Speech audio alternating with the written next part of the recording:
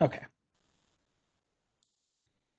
So thank you again for joining us this afternoon. I'm Dr. Steve Slota, and I teach serious games here at the University of Connecticut.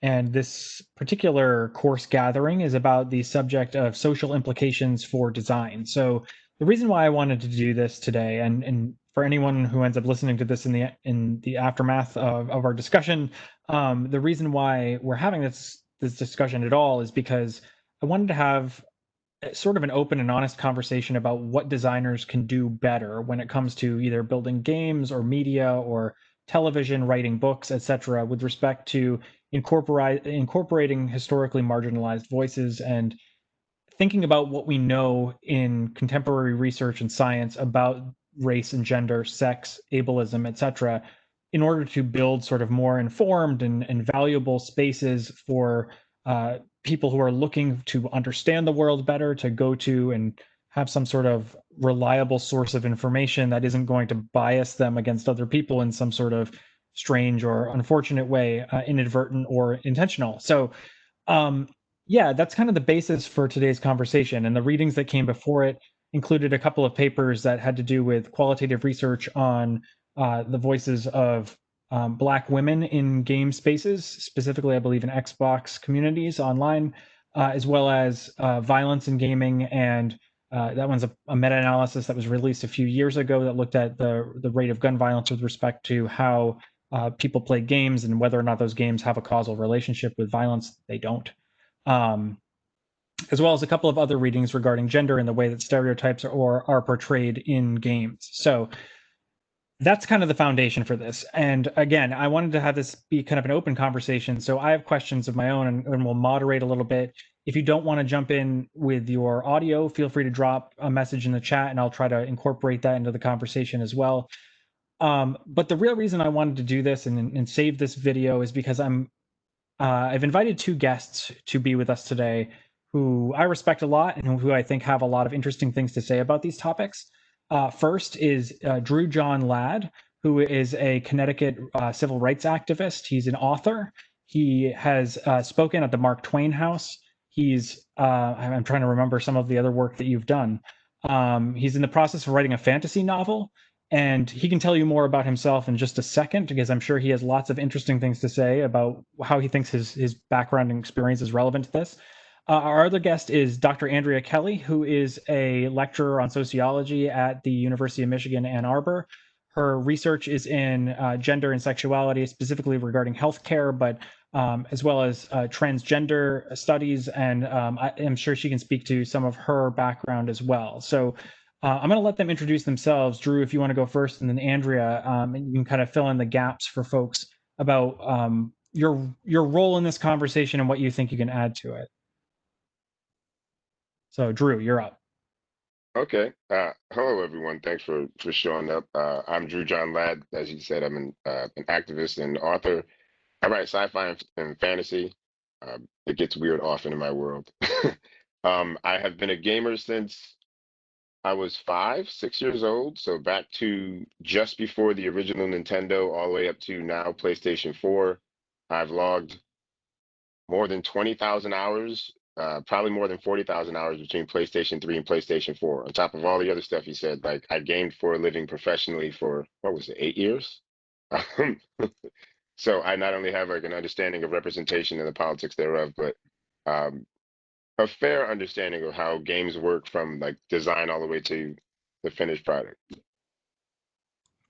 Yeah, and I'll add too that both Drew and Andrea are UConn alumni who I know through UConn marching band, and so we've been in the same circle of friends and network for quite some time, and so I have a pretty good idea of their background, and that is a nice segue into talking about how Andrea and I used to play World of Warcraft together, and so we have a lot of shared experiences with respect to gaming and some of these issues. So, Andrea, do you want to talk a little bit about yourself and what you do?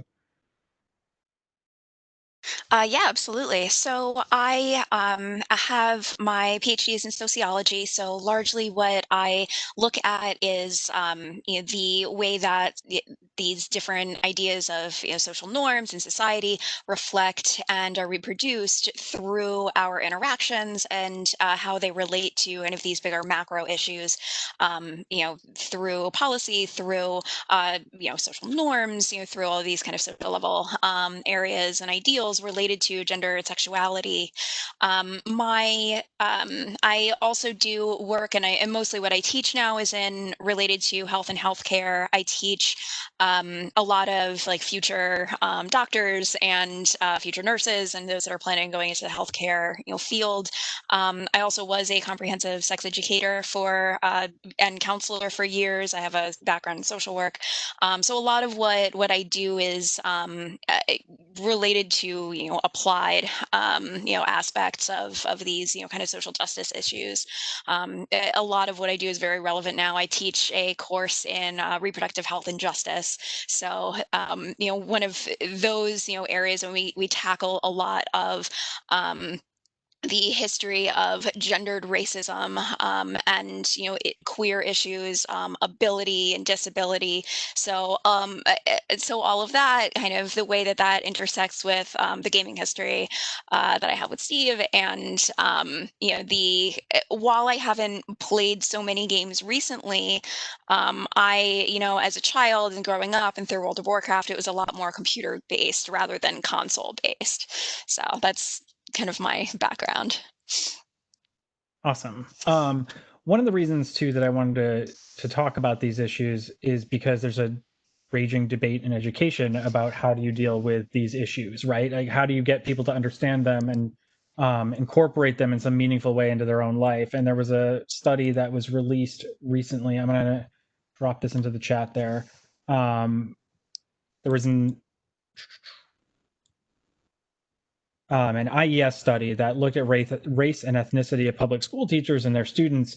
And one of the things that has been a consistent trend in education for a while has been that there's overrepresentation of white educators instead of a diverse, sort of more representative, pluralistic educational teaching body. And so these issues kind of that we're going to talk about today kind of span education, they span game design. I know that some of the readings too that you had to do were about specifically how to moderate in spaces like League of Legends forums or in the game space itself.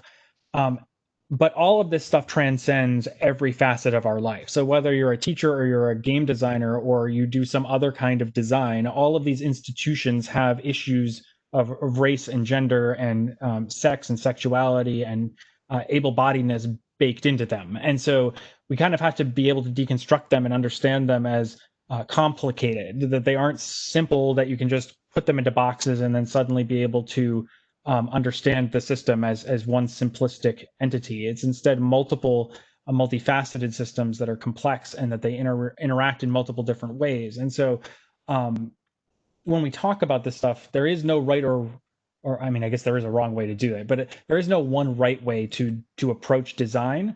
The goal of this is to have you reflect on how you approach design and what you can do to be optimally thoughtful about the things that you say and do in the course of building a game or writing a book or making a movie or designing a lesson. So I guess the first thing that I was going to bring up was our good friend Joanne K. Rowling and sort of what's happened with Harry Potter, and not just about Harry Potter and J.K. Rowling. I think there's a lot of other more interesting things to talk about beyond her.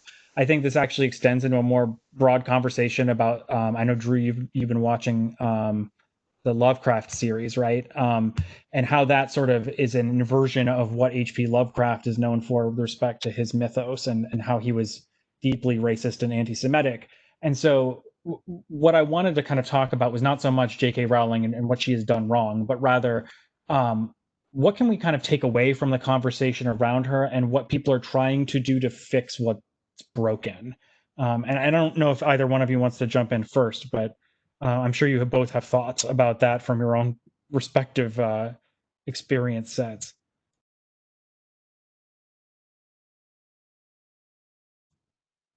Drew, go for it. Um, so first, just like caveat, like I've never been a fan of J.K. Rowling. You like my history tracks all the way back to I liked the first book, and then after that, I thought they were contrived and bloated. But whatever, I'm just a writer. What do I know? What I think we can take away from the J.K. Rowling like self-immolation, self-explosion, or whatever, is that money acts well. What I take from it is that money sure acts as an insulator, so so that you can feel freer to express ideas that otherwise would be super controversial, so much so that you couldn't progress past a certain social status. But she's literally a billionaire, so she's essentially untouchable. Um, Two, we learned that even having like a wide array of people that you interact with through your art, which doesn't have quite a wide array of people in it, you can still be something like transphobic or racist or anything else. In fact, it becomes a little bit more pointed the more people you interact with. And I think with her, these are ideas that she may not have had to float in the public ever, and is doing that for the first time and finding out that maybe these aren't great ideas. And rather than doing what a typical person would do, which is to sort of retreat and rethink some things, she instead just doubles down on it with a new novel.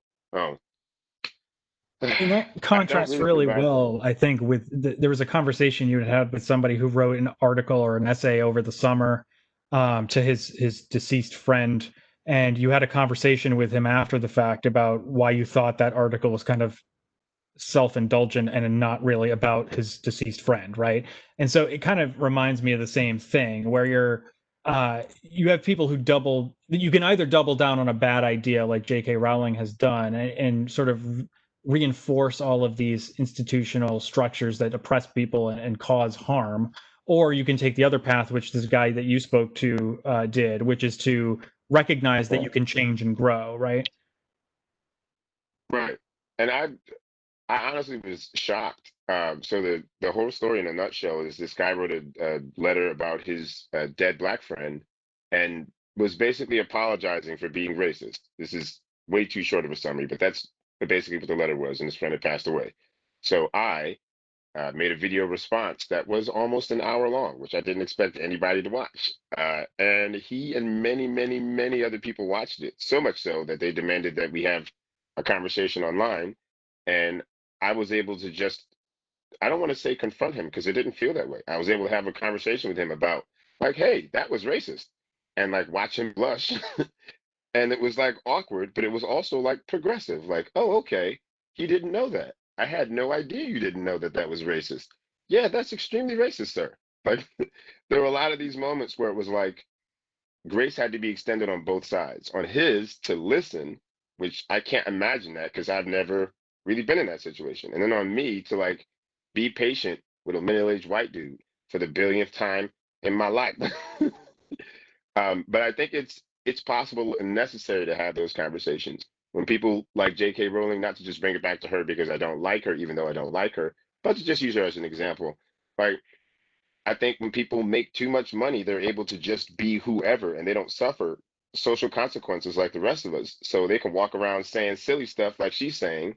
That the irony of it is she's had so much exposure to so many different kinds of people and ideologies and philosophies and everything else. You know that she knows better. But she's an intelligent woman. She certainly knows better. But the social damage, the social cost, the clawback never reaches her because she's a billionaire and they're building a theme park based on an idea she had on a train. So like I think that's like the chasm between the two is that this guy was willing to step into a space, a brave space rather than a safe space, where we got to both get to see some sides of each other we didn't know existed. And J.K. Rowling instead is just doubling down on like women are this very specific genital related thing, which is just a very baffling stance. Yeah, Andrea, do you have anything you wanted to add to that? Yeah, absolutely. I mean, I think that, continuing that conversation with what it is that she has kind of doubled down on this idea of that gender is based on genitals, and these conversations that we have. What she speaks to is this larger kind of movement that's happening within across the world, but is really really bad in the UK right now, and that is this idea of trans exclusionary radical feminism. And we have this woman who is, a cisgender, identifies exclusively as her sex assigned at birth. This woman who is a billionaire, right, as Drew said, who, really doesn't have to engage with all of this other stuff going on with, the privilege that she has. Um, we see that, with this very, very wealthy woman is able to just, kind of double down on this idea and make it seem like this idea is much more broadly accepted than it actually is. So this idea of, those of us in feminism, feminist scholarship refer to as TERFs, it's a word that is certainly taken on, a kind of a whole thing of its own. But this idea that we have this group of people that call themselves feminists, that call themselves radical feminists, which meant something very, very specific at a point in time. And because J.K. Rowling is such a big name, because so many people have read Harry Potter, and myself included. I mean, I bought every one of those, but starting with book 4, I bought all of those books the day that they came out. I mean, I was really into Harry Potter through high school and college, and a lot of people were, and a lot of people still are, and she just has this reach. And because her reach is so big, it makes it seem like this idea that she has is much more well accepted than it actually is, whereas in fact it's actually kind of a small and demonized area of quote unquote feminism, that really just is starting to become stronger. Like there are these fringe groups that are trying to fight and that are trying to get rules passed and laws passed, and trying to exclude trans people and especially trans women from spaces that are supposed to be for women, from legal protections, and because of that wealth and that privilege that she has, it's certainly amplifying the power that they have and really shouldn't have.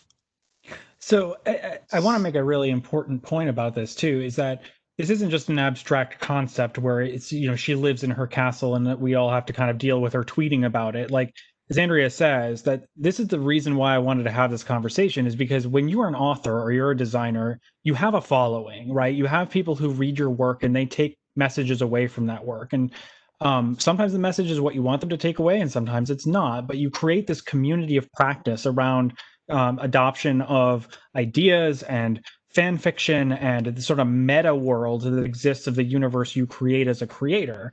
And you have a responsibility at some point, I would argue you have a responsibility at some point ethically, to consider the long-term, broad-reaching ramifications of what you say and do. And that includes both in the context of what you write and produce or design, as well as what you do outside of that and sort of living what you preach.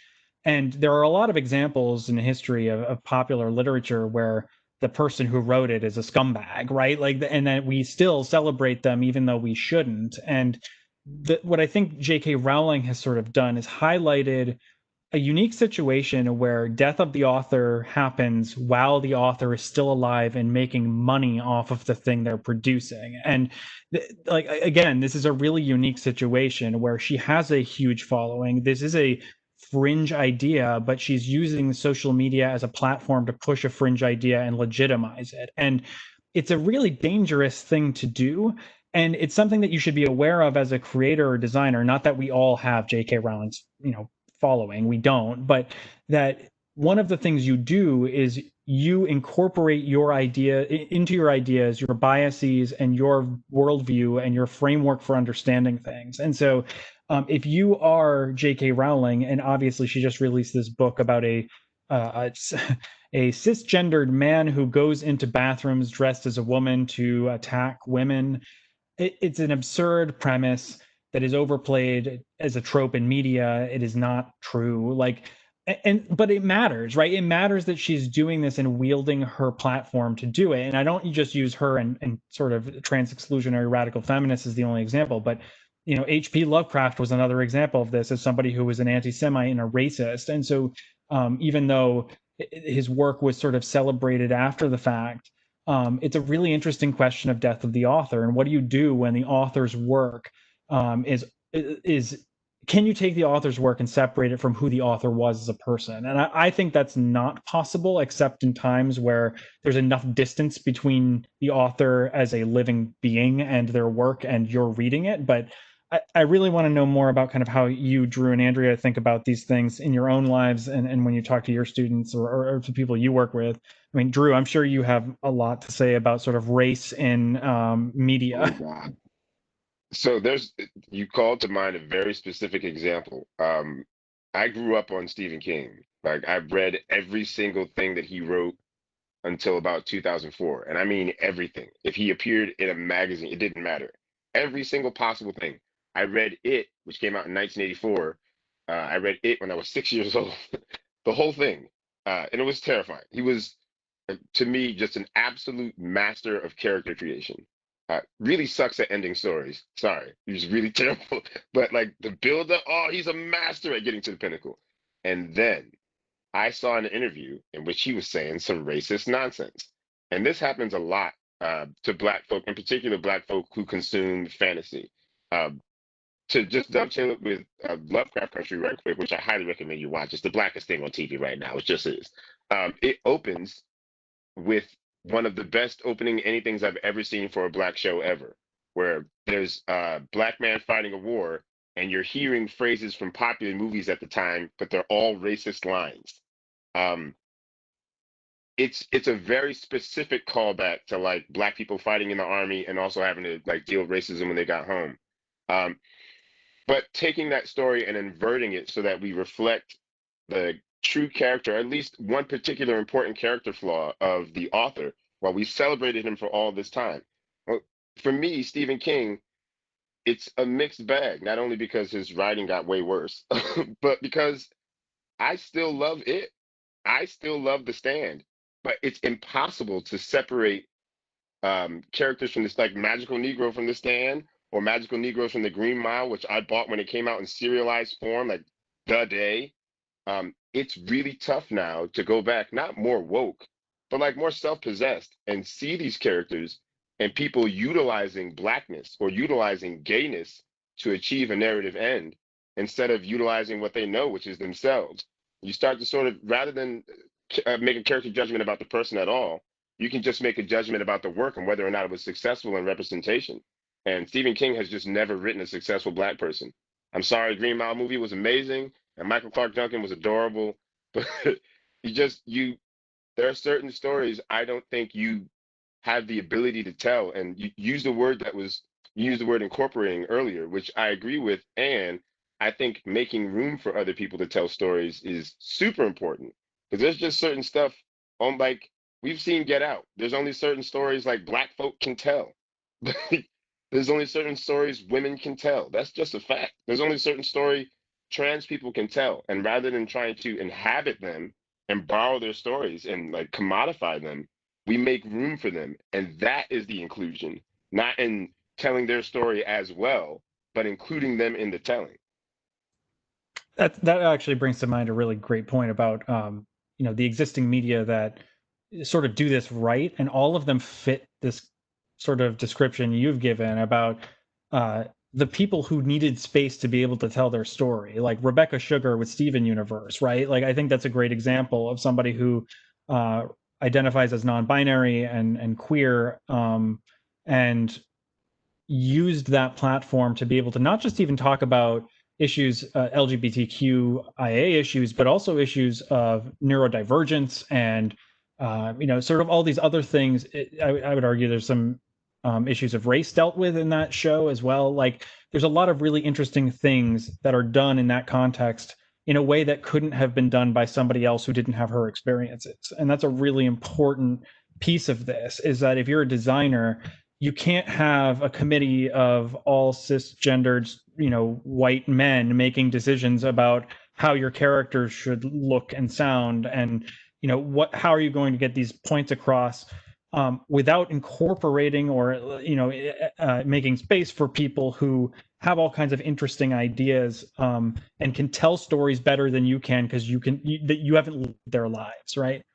Andrea, do you want to jump in there? Yeah, absolutely. And I think that, I mean, Drew tells a really, really like great example of how that works in your own life. And I think about how there are a lot of these stories being told by white people, by able-bodied people, by cisgender people, by straight people.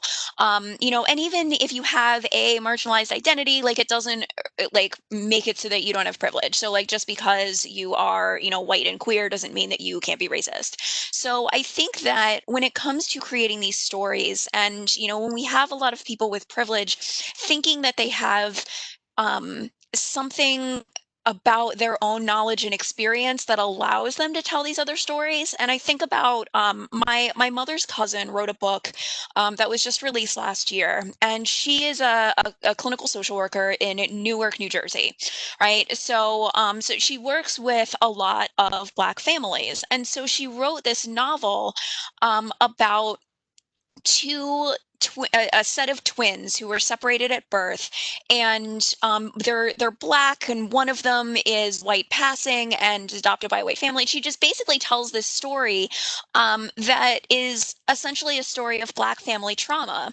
And when this book came out, and I looked on her website and her Facebook and everything, and all of these accolades, and they all came from white women, because of course they did. And I'm talking to my mom about it, who is, of course, a white woman. My cousin, my mom's cousin, white woman. I am a white woman.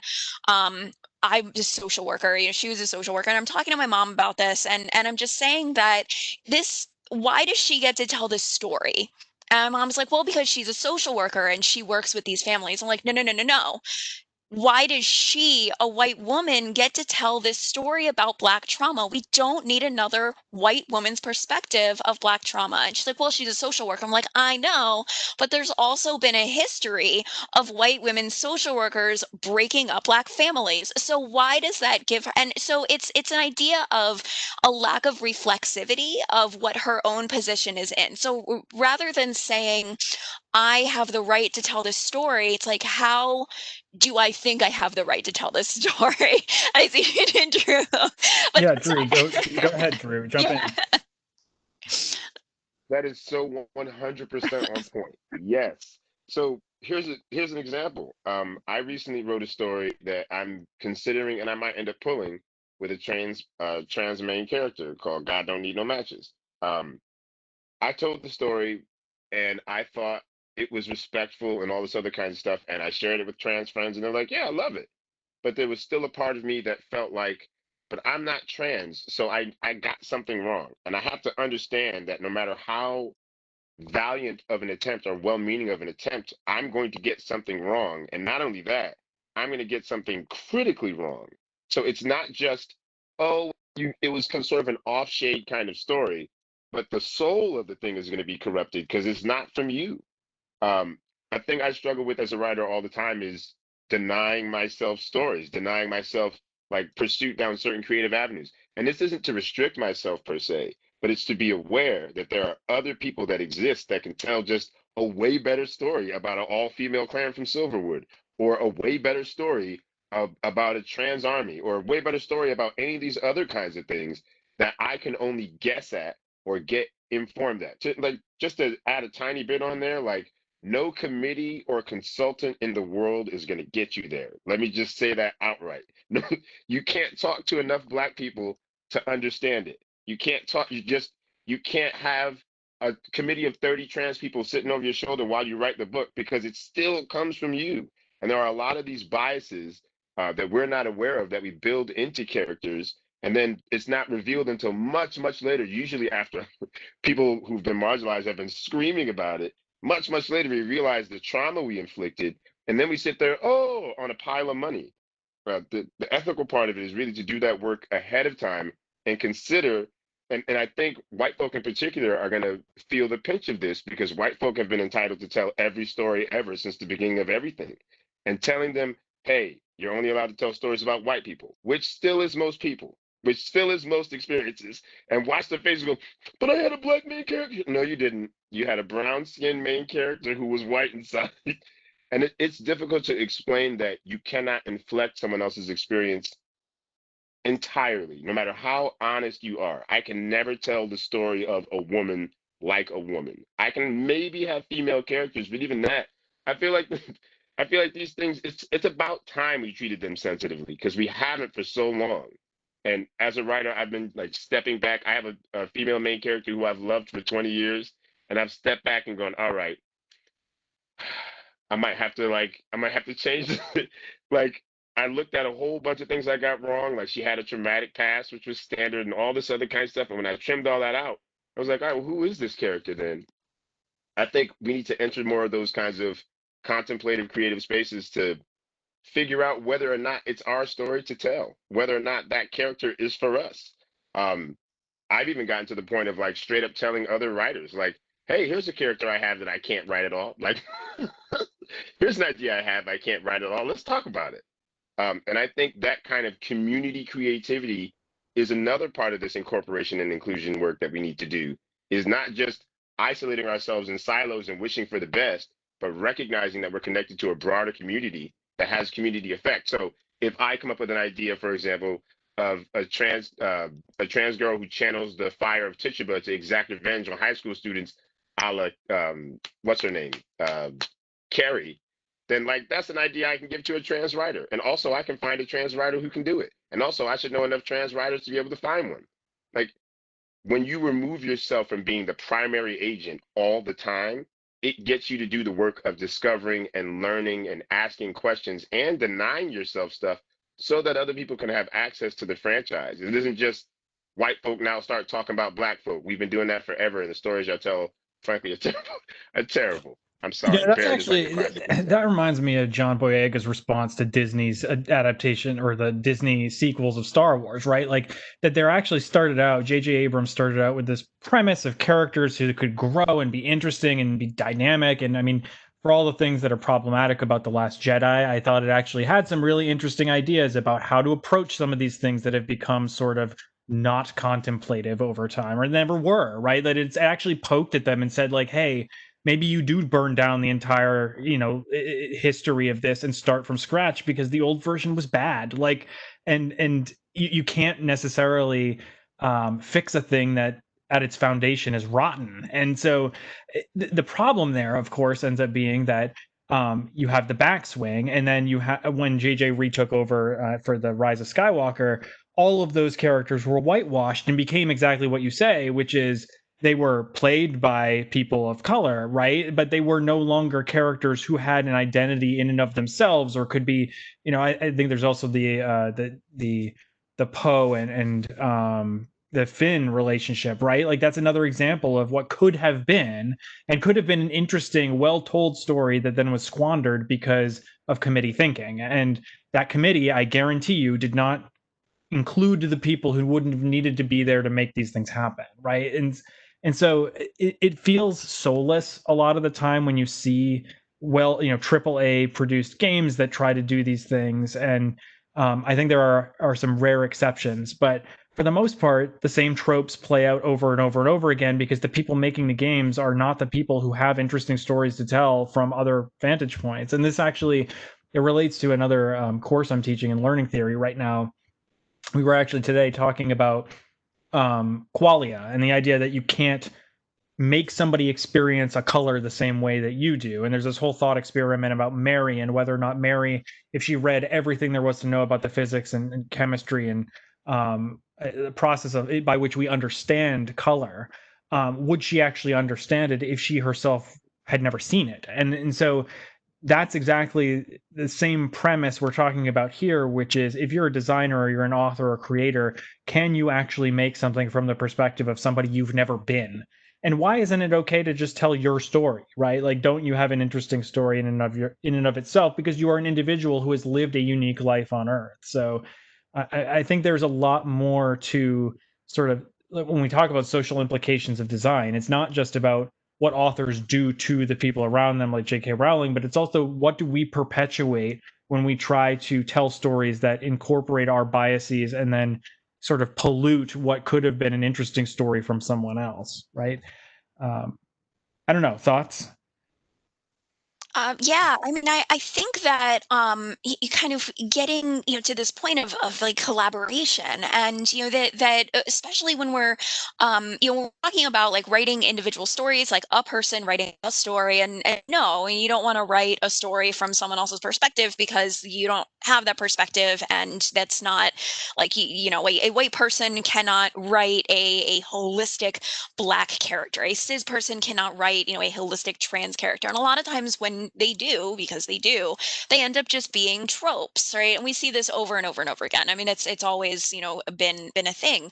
But when we're talking about making games, right? I mean, you want to have these you want to be able to have, diverse characters, and you want to be able to have, different populations and different communities represented within their characters and be able to see themselves in these characters. So how do you do that? You collaborate. And how do you collaborate? You don't just have committees, you have people who are working together, who all of them are getting paid for the expertise that they have, right? I mean, it's, having committees and having consultants, right? I mean, that's helps to a certain point, but it's not really getting to that like creative perspective, and it's not going to bring in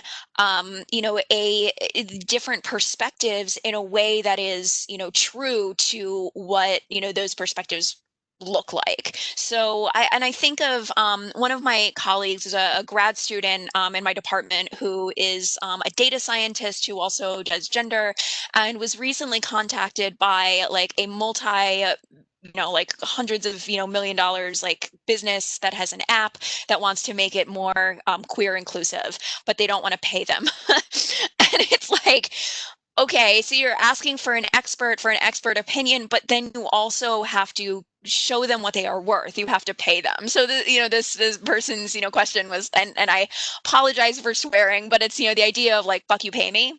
Like, how do you do that, right? How do you get people to collaborate? I mean, you have to include them, and not just include them in their stories, but you have to also include them and pay them. So this idea of collaboration and what that means in terms of both ideas and the ways that they are going to be seen as equals and be seen as contributors within these creative spaces has multiple facets to it. And especially when it comes to art, when it comes to creating art, I mean, there has to be money involved with that also. So when it comes to doing these games, having and granted, that's can be difficult when you're starting, right? Like if you're just trying to get startup money, like thinking about how you have to prioritize what that is. If you are prioritizing, and you should be prioritizing a diverse set of and I word diverse, an inclusive set of voices and perspectives. Also having that inclusivity in the team itself that is creating it just has to be there.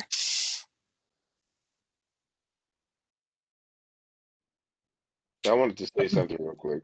Oh yeah, go In ahead, terms Drew. of, so I think part of the thing that we struggle with now creatively, and this isn't just game makers, but anybody that does any kind of narrative, creative anything, is sort of the way that we've commodified media. In particular, the way that we've commodified film. Let's just use that as an example to track, right? So we can track that almost exactly with Italian Americans coming to America, and then they were trashed on film for a while, and then they became amazing. But they became amazing through some kind of weird way. Like Scorsese made The Godfather, which wasn't at all true, but then transformed them into that, sort of, kind of, but not really. And then it was like racist, but not racist because it was true, and it was very confusing. Then we had like 40 or 50 years of telling stories about white people. And when you skip a couple of really racist generations of movies in the 80s, which I'm not even going to mention because I love them, so I'm not going to stomp them and love them at the same time, you get to this pinnacle moment, Black Panther, right? Oh my God. And black folk freak out and everybody freaks out and it makes $1 billion. But even Black Panther messed up, right? Even Black Panther, what? Yeah, Black Panther messed up big time.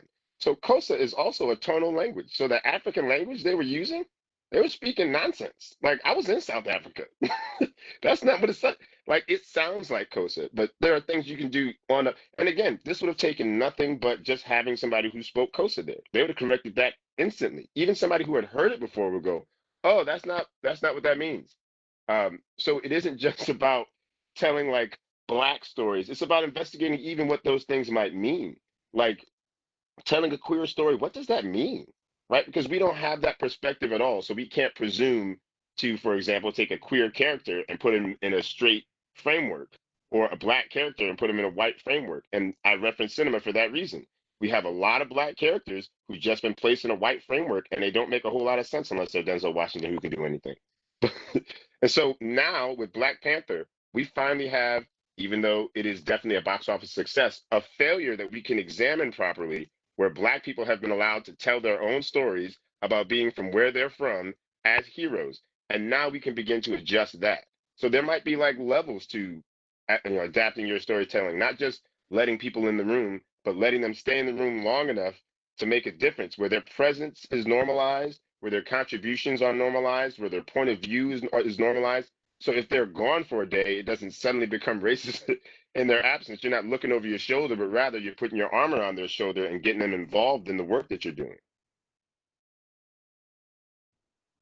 Yeah. I mean, I want to take a second and just ask, does anyone have any questions or thoughts that you want to contribute as people who've just kind of been listening for a while? I realize we've been talking for probably like 40 minutes. So if anyone does have questions, I know that Noah dropped one in here about what do we do with respect to holding people accountable in our society and culture when they're incorporating or doing things that we kind of socially agree are not okay. And I mean, you can read the whole question here, but it says,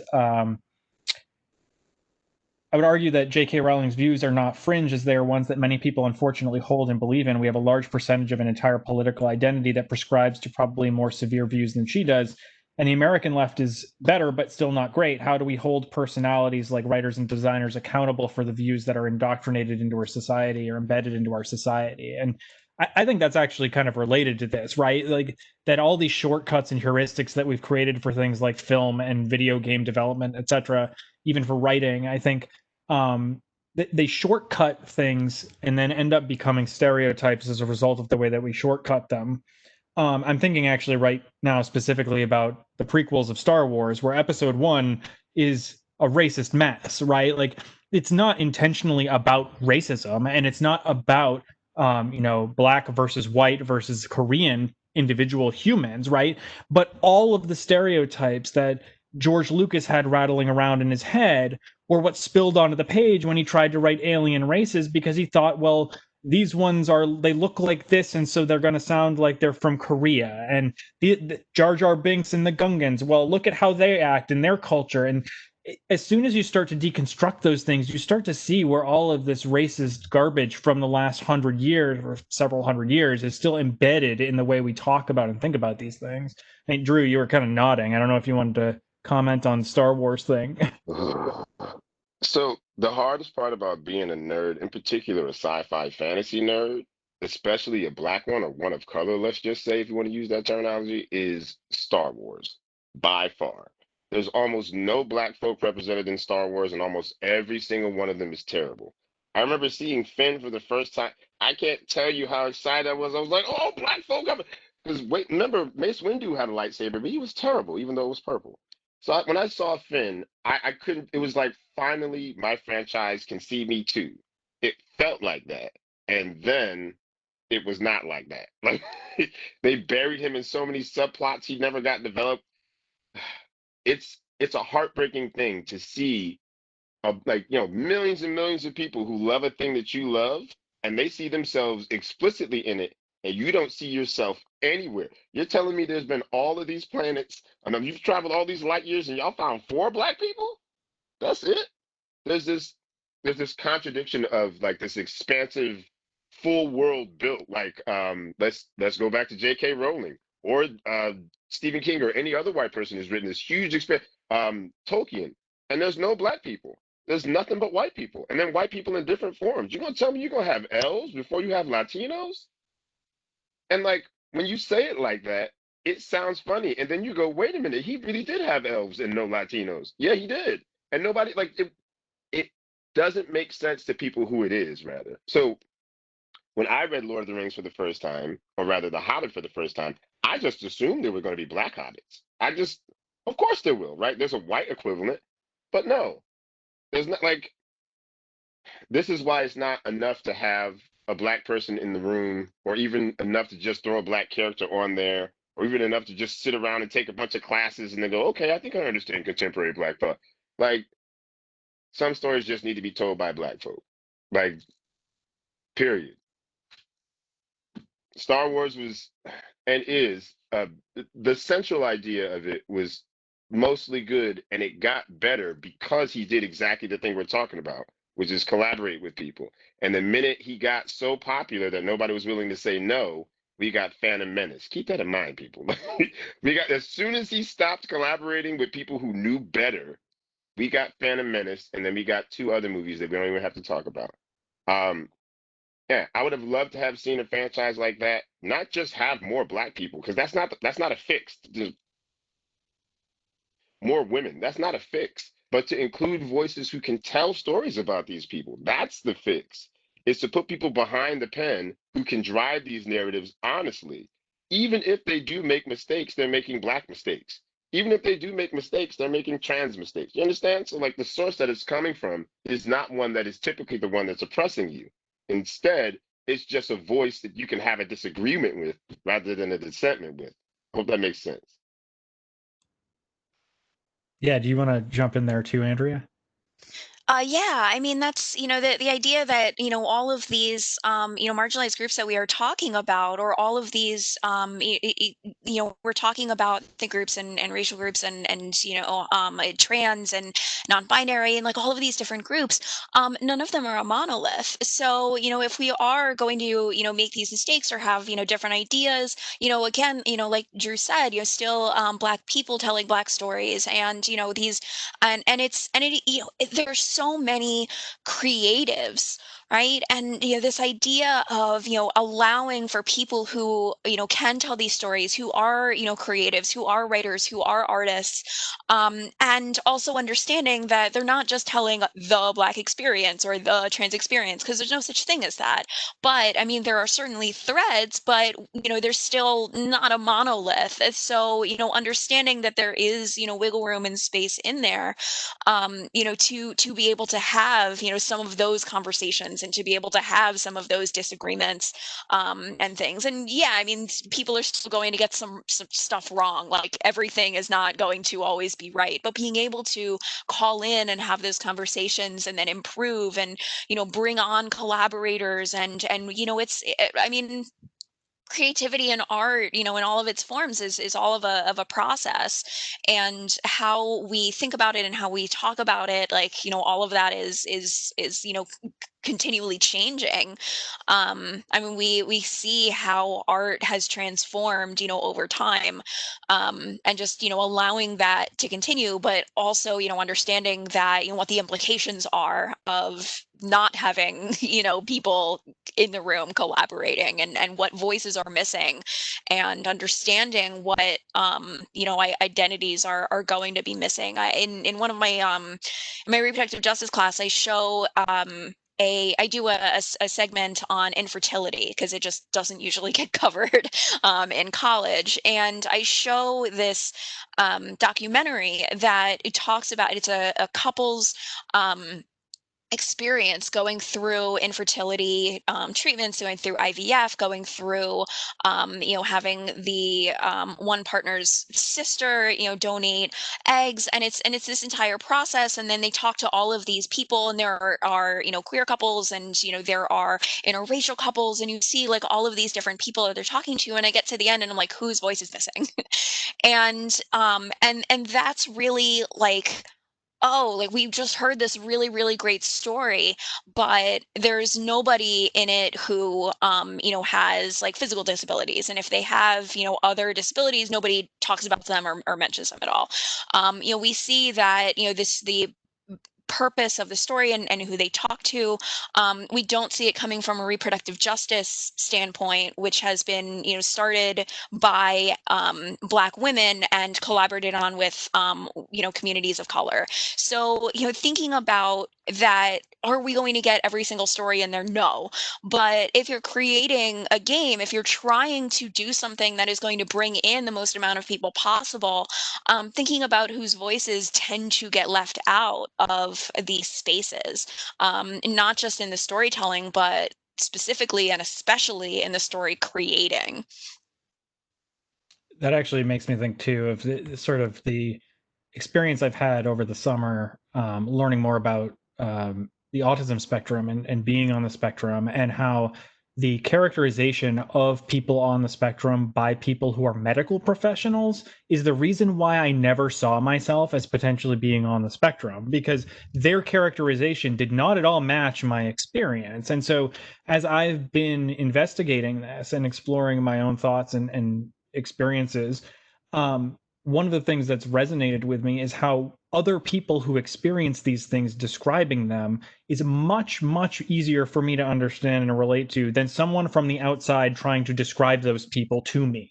And that's kind of the problem, right? Like if your only experience with somebody who's Black, Indigenous, or a person of color, or trans, or queer, or disabled, if your only experience with them is through one piece of media, and that piece of media was written by somebody who didn't actually know anything about that experience, then your entire conception of what those individuals are as a group is going to be based off of whatever the biases were of the person who constructed that for you, right? So in some sense, everything we know is socially constructed. There's nothing that we do as humans that is not socially constructed.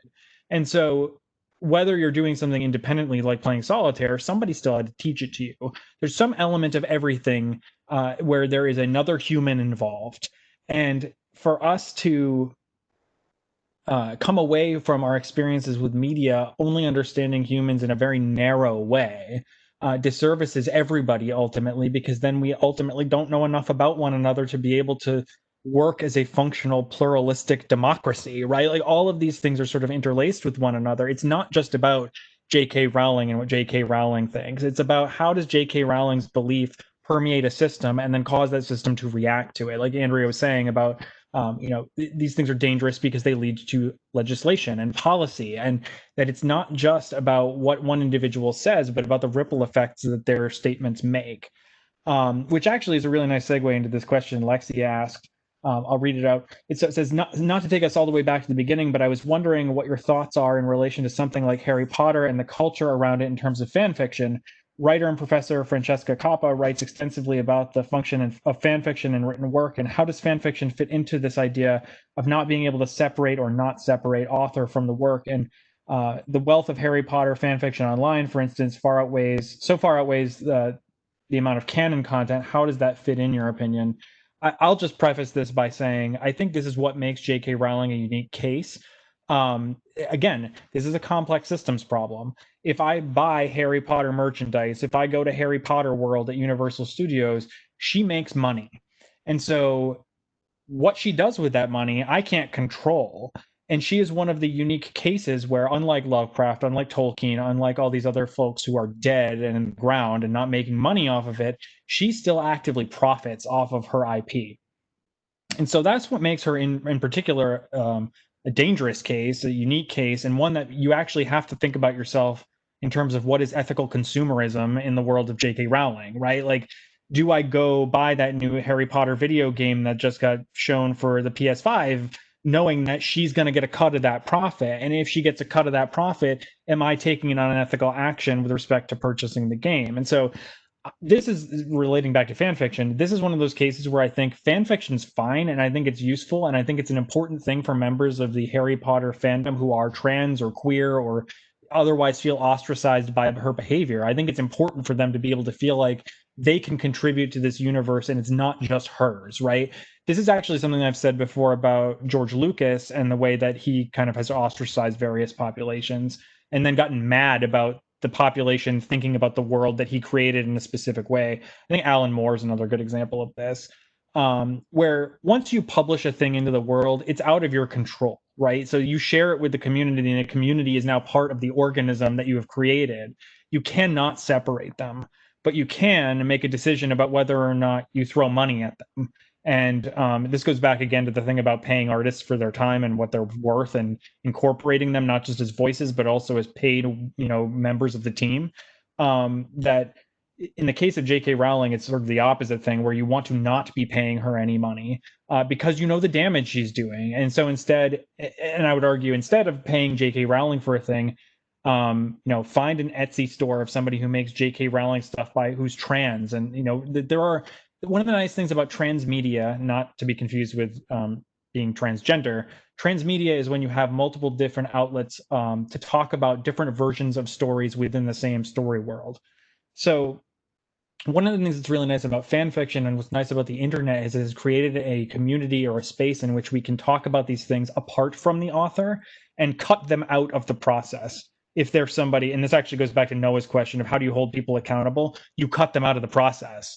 So J.K. Rowling did a really awful thing. She no longer gets my dollars, and somebody else does. And I would argue even more so than giving money to somebody else who does Harry Potter stuff. Like, find authors or creators who are not like J.K. Rowling, who are like Drew, right? Like, who are fantasy authors, who are from those underrepresented or marginalized populations, who can tell their stories in an interesting way, who don't send dollars to people like J.K. Rowling, right? And I think that putting your money where your mouth is one way to sort of accommodate that, to both accommodate the fan fiction piece of it, as well as hold accountable the people in our society and culture who do awful things. And like, that's not to say I think there's any way you're going to get J.K. Rowling to feel bad about what she's done. Like, there's no amount of not giving her money at this point that I think will make a difference.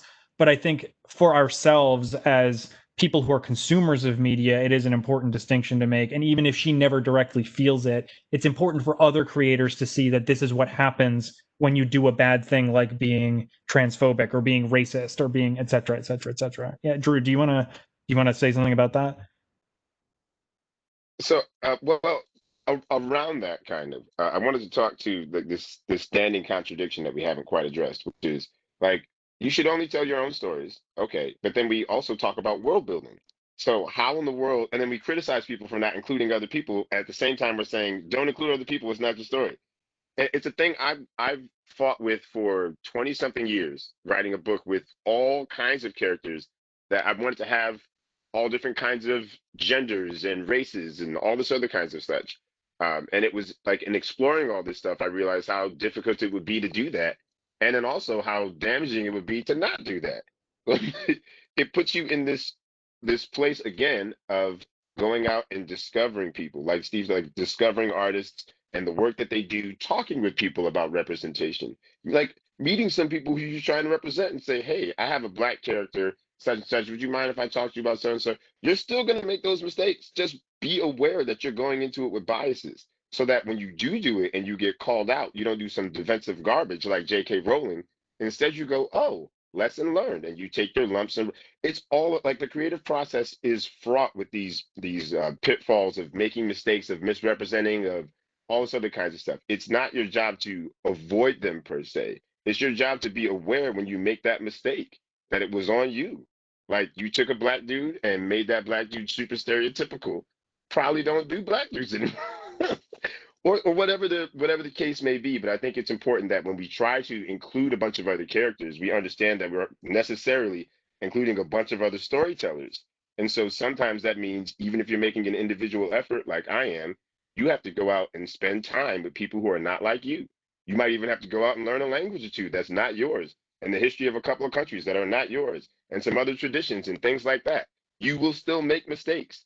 But I think that effort for now bridges that gap for people who want to tell wider stories. It doesn't mean it's going to be flawless. It just means at the very least your effort will be seen. And I can tell you, just as a black person, like, Lovecraft Country is written by a white dude.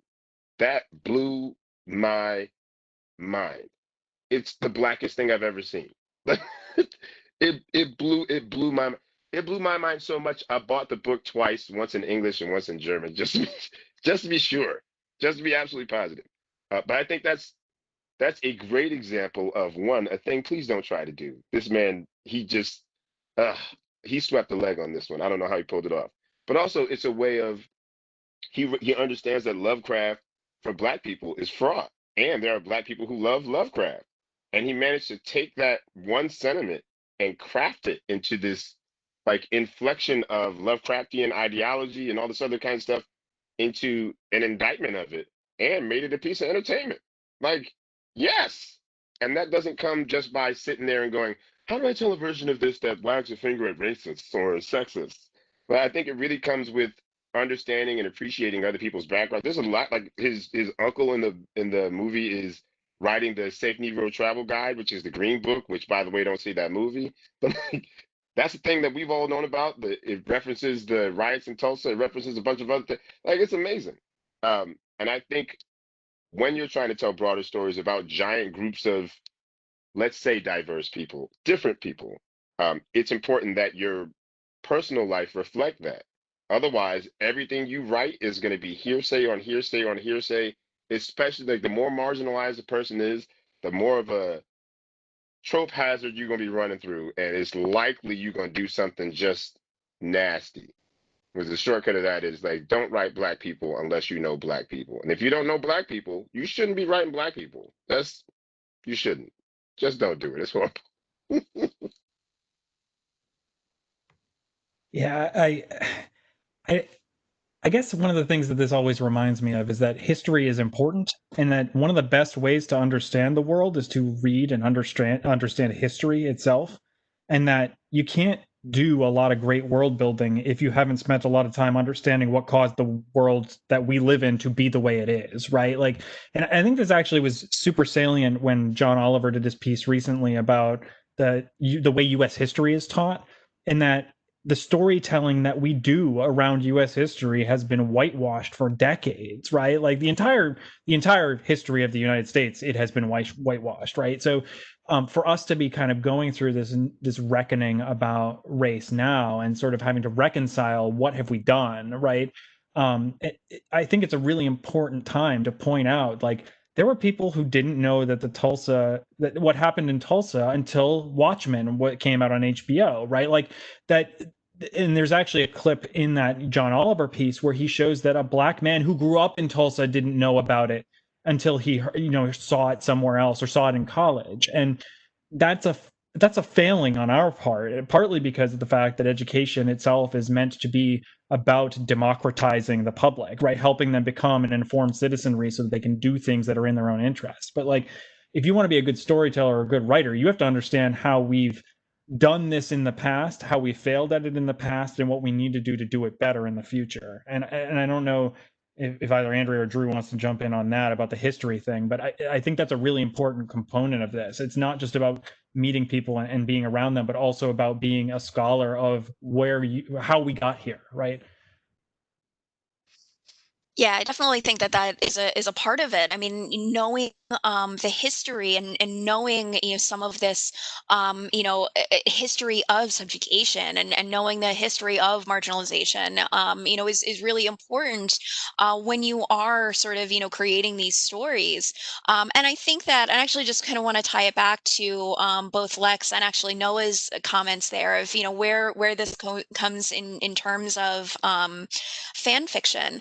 I think that when we are looking at what we can do with other people's problematic stories, because we look back at Harry Potter and like looking at the hook-nosed, goblins that take care of the money, like if that isn't like a anti-Semitic, big old mess. I don't know what is. And for years, I didn't quite realize that, like, being a Jewish person, like, I never, like, put that together. And then one day it was like, oh, bad. And there's so many other little things. So you see how, like, as you go back, how problematic these stories are. Like, Cho Chang, really? Like, that's her name? You couldn't come up with anything better, and the only thing that she does is be a love interest, sort of, to a couple of powerful men. Like, is she not a comfort woman? Like, there's the history of how you see that these tropes from from history, right? I mean, the way that populations have been subjugated and comes back in new and different forms in these, creative storytelling.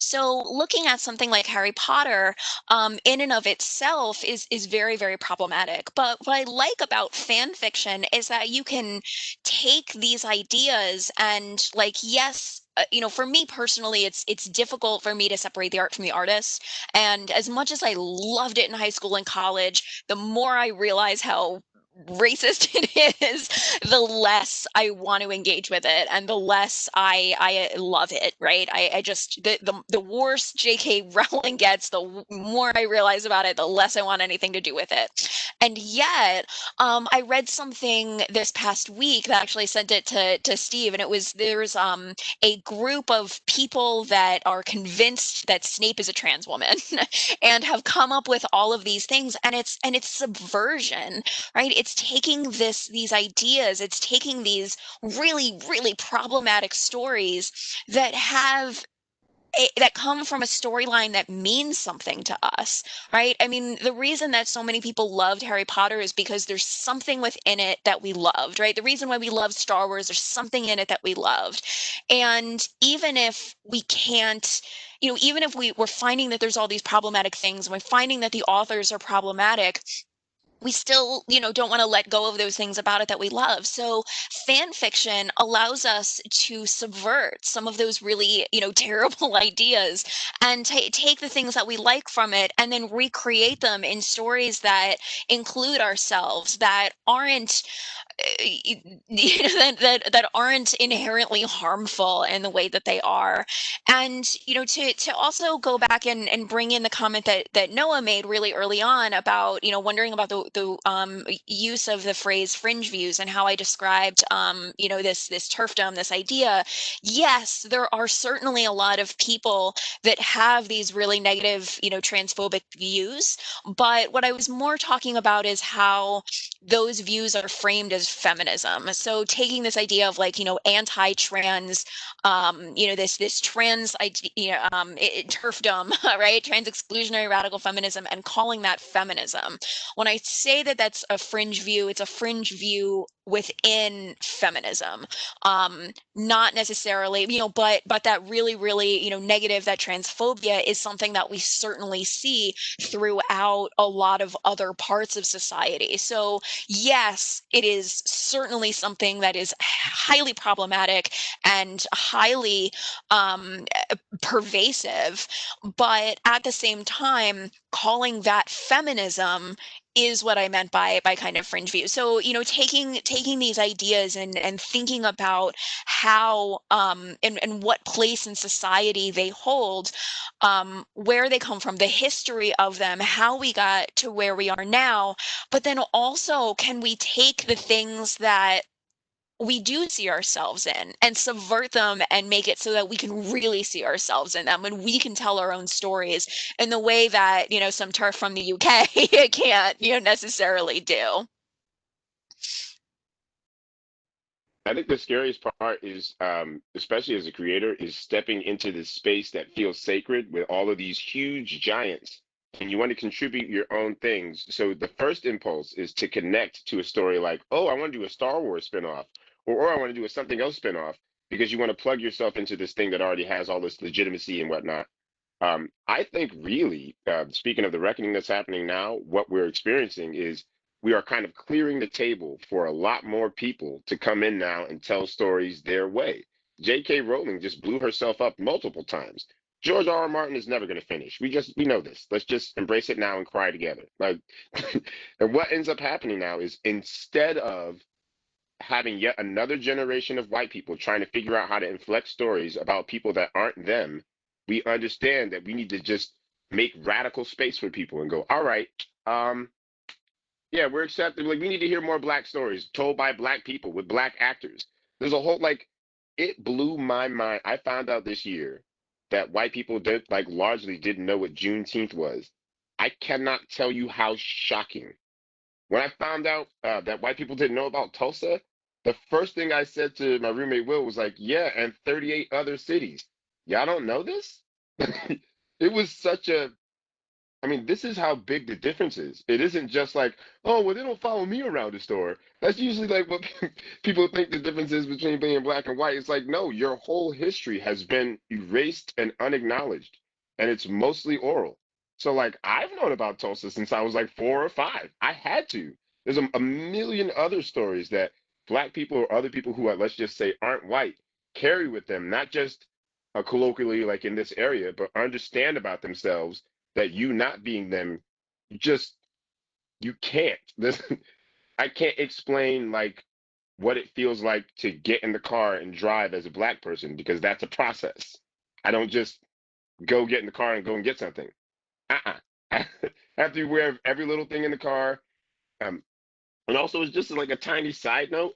It's real obvious when the person, if somebody writes a character that they've had no real life interaction with any version of them, like it's very obvious, especially when it's black people. And I say that just as a person who's sensitive to black, especially when it's a black person or a queer person.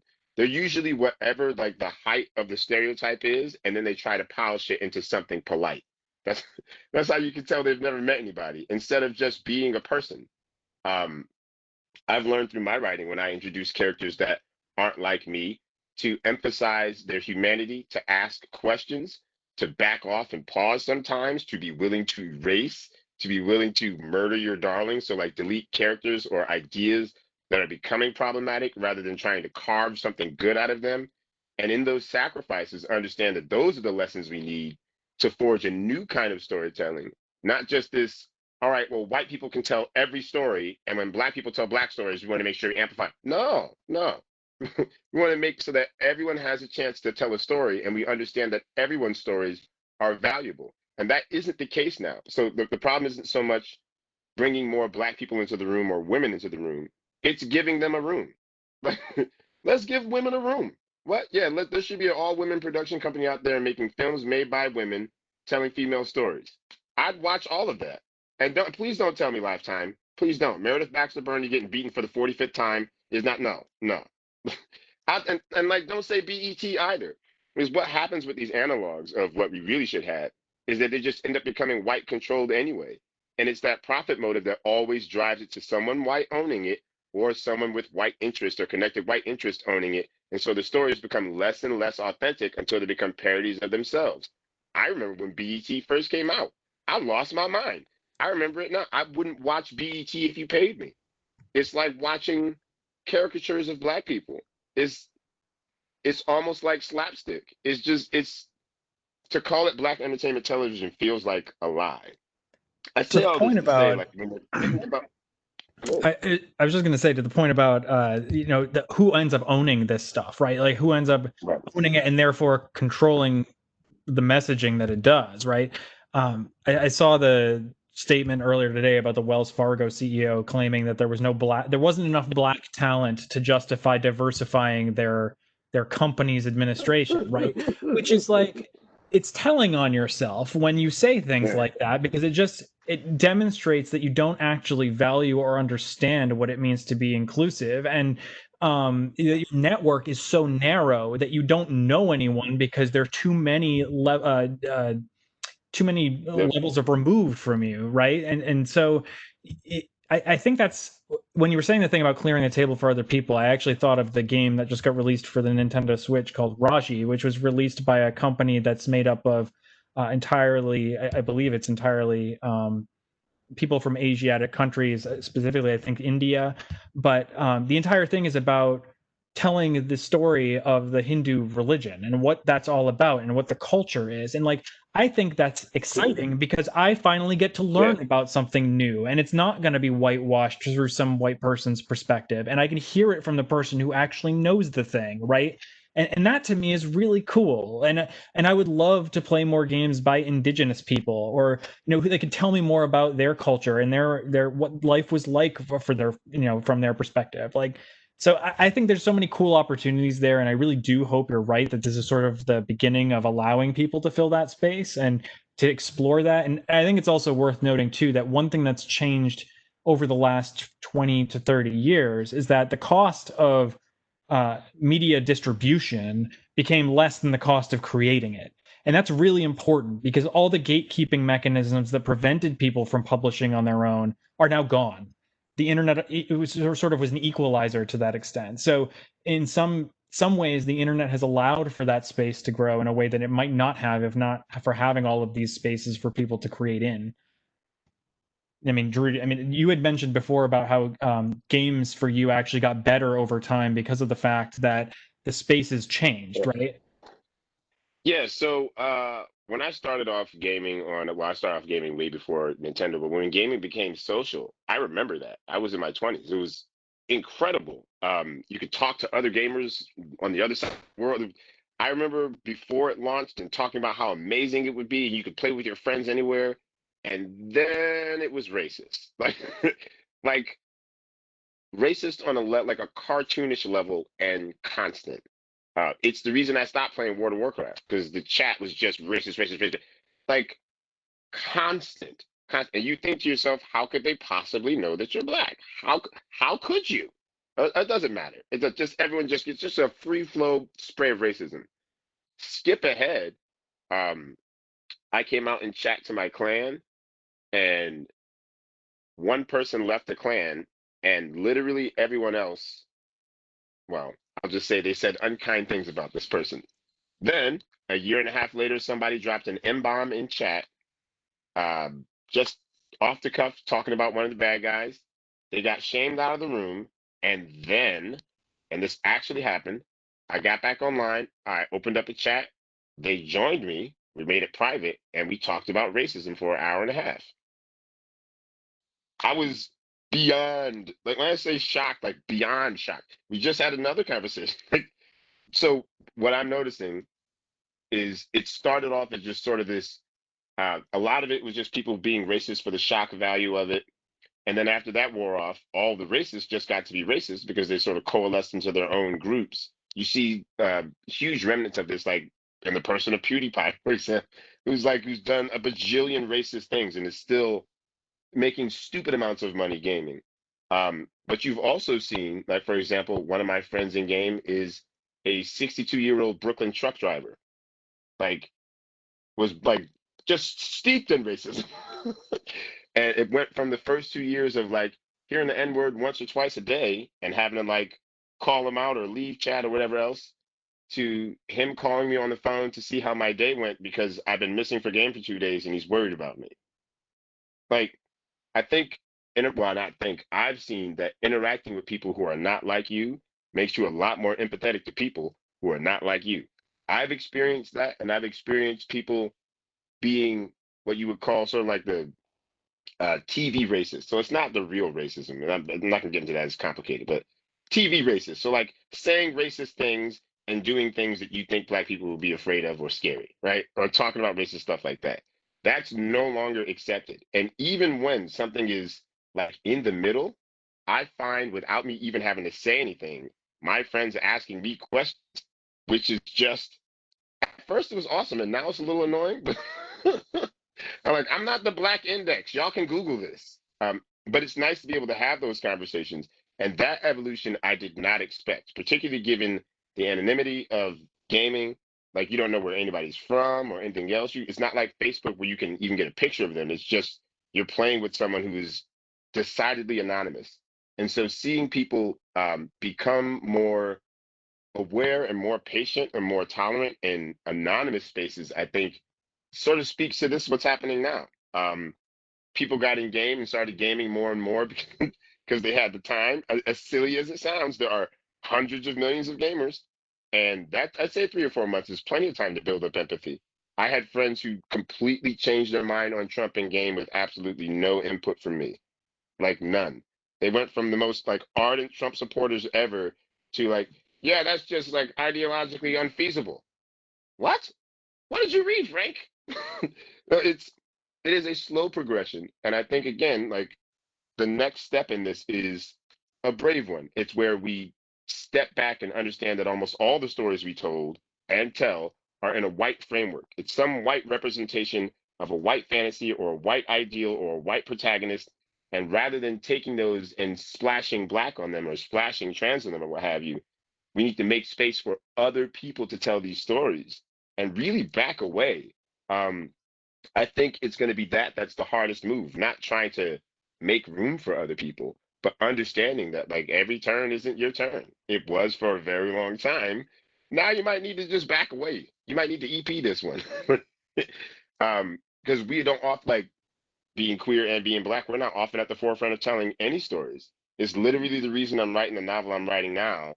Because I've read, God, hundreds of fantasy novels. All the black characters are either evil or servile or some other kind of. There has to be some explanation for them being black, but the white characters just exist. There's no like, and he was pale because he hid in the cave. Like, no, he's just white. And so I thought about what would it be like if there was a fantasy novel that wasn't Eurocentric with all black people. And 20 years later, I have a book. And I would be entirely fine for another medieval fantasy book with white people and swords and saving the day. But it took me, and there's a whole, I'm not the only one, there's thousands and thousands of other artists and creators who've been doing stuff like this forever and ever that people just haven't ever paid attention to because they view sort of reflexively our work as an inflection of something white rather than an entirely new thing. So when I say I'm a black fantasy author, they think, oh, so like J.K. Rowling? No, no. So like Tolkien? No, no. He couldn't write what I wrote. She couldn't write what I wrote. Like it's impossible. And it's like from a creator's perspective, that's the difficult message to get across. Like it's without sounding arrogant.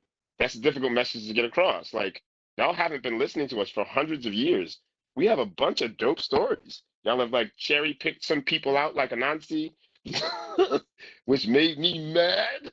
Um, it, it would be nice to see even stories from not just black people, but other people. We don't listen to women at all.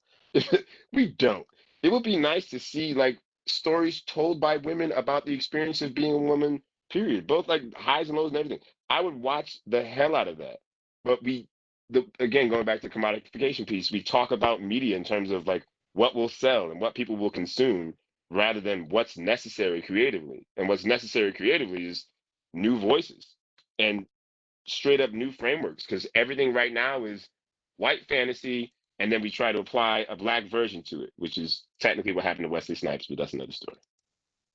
You saying that reminds me of a conversation we had once, and it was random thing that I thought of.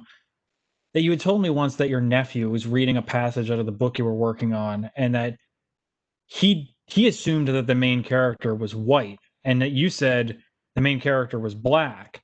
And you want to tell Yeah, the story? Like I'm sure you can tell much better yeah. than I can, but It's really brief. So I intentionally didn't physically describe any of the characters in my book, because I had a whole aesthetic I was going for, and he asked me what the main character looked like. It was a 10-year-old boy, and I said, well, what do you think he looks like? Because I'm a smart ass adult. And so he starts describing this little Asian kid, and I said, well, why can't he be a little black boy? And he looks at me with this confused look, and he's like, he can't be black. And I immediately, without hesitation or pause, I'm like, oh no, they're all black. What? Yeah, they're all black now. Everyone is. And then I spent like three 3 years researching like African mythology.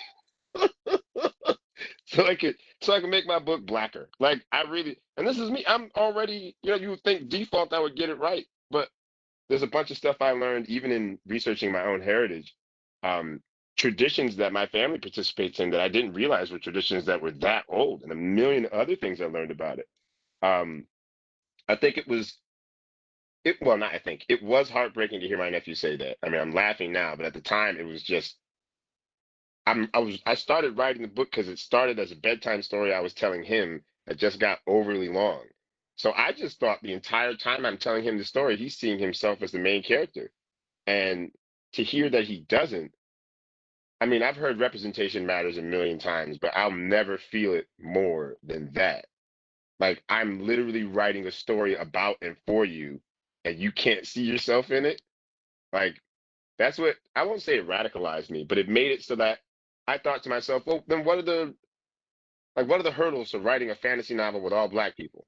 Oh, nobody's done it except for Octavia Butler and a million other people. Cool, let's do it. But then I started reading a lot of black fiction.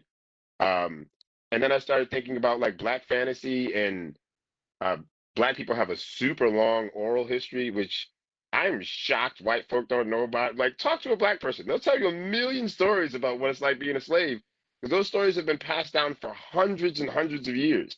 And I was able to use that as a really cool motif in my book, and a bunch of other things. Like, there's a naming ceremony that happens in Africa that I accidentally mimed exactly in my book, and I'm like, I'm Blacker than I thought I was. Oh my God!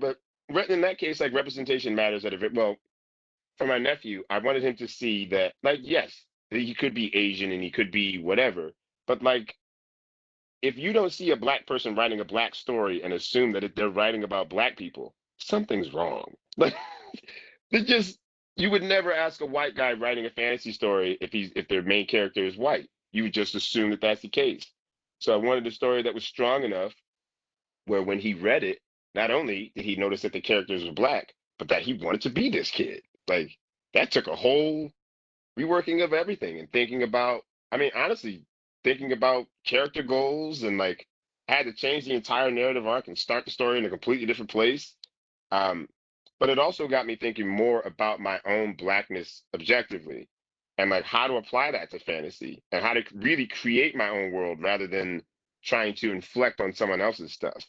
Because at first, you go back to Tolkien, you go back to, and we'll have fairies and ogres because it's easy. Um, but instead, you sit back and you go through a couple of months of African mythology, and you think about things that scare you and things that you love and what's important to you and your own history, and you synthesize something out of that that tells a uniquely Black story. Which, this is why I'm excited to hear other voices, not just Black folk, because we haven't yet allowed for that.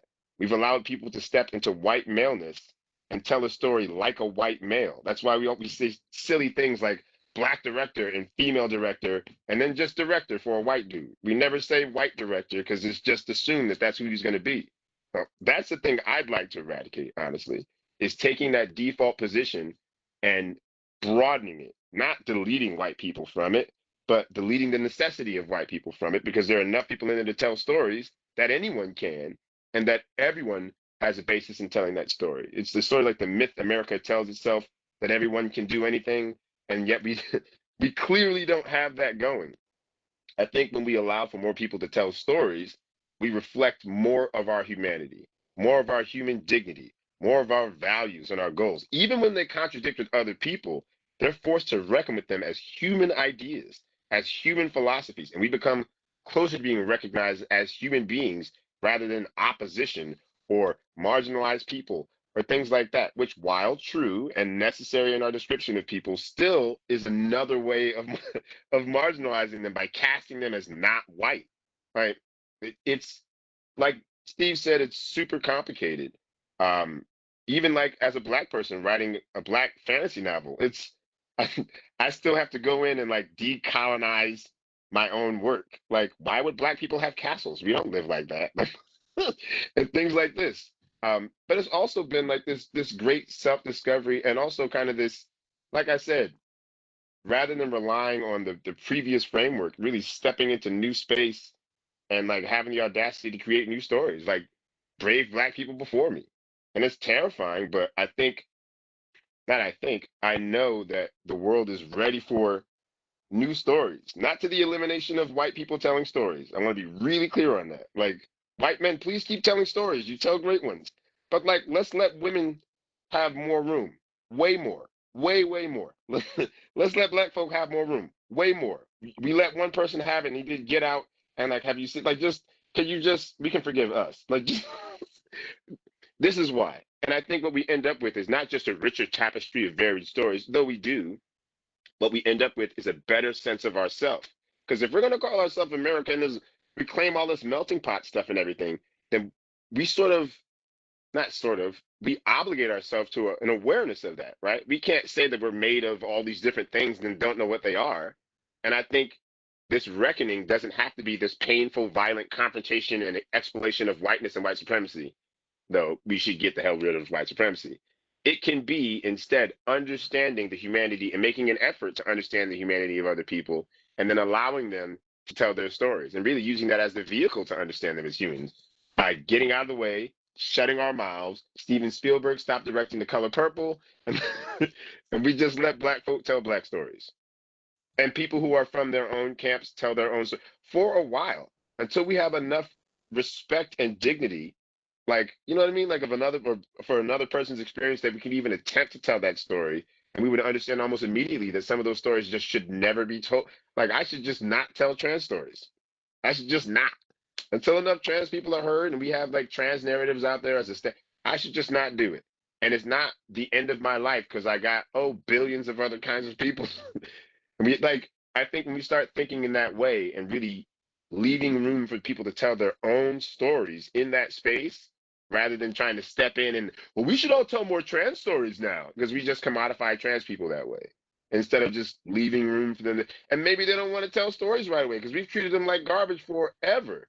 So like, maybe we just need to wait on that. Maybe it's not, even though we feel like it's the time and everybody should be out, maybe it's not the time. Maybe we need to reflect on how we've treated marginalized people when we're thinking about including them in stories. If it's the right thing to have a trans main character in this story, given the way that we treat them now. If it's the right thing to have a female main character in this type of story or have them experience these things. It's a lot of thinking and considering, but like, that's what creative work is, right? It's not just coming up with the color of a thing and a cool symbol, but it's really thinking about it's, well, at least the way I work is certainly an internal exploration of my own humanity, my own history, my own values, and then what kind of story I want to tell and what the point of it is. And usually it's the point of it is something very black. Like, what is something very black why people don't understand? And I think once we make room for more people, we get to understand the humanity of others. I'm honestly looking forward to trans fiction. Like, I really, truly, truly am on such a deep level, like, because not because it's such a foreign and exotic experience, but because we don't have, like, name a trans author. Right. Unless you really worked at it, you probably don't know one. I'm dying to hear those kinds of stories hit the mainstream, not for the sake of money, but for the sake of us being able to hear stories about trans people as people instead of always having to qualify them as trans. You know what I mean? Or hear stories about black people instead of having to qualify them as black. It's just, this is an American story. And we do that now, ironically. But I'd love to do that more sincerely when we finally have made a seat at the table for everybody, including people we don't expect.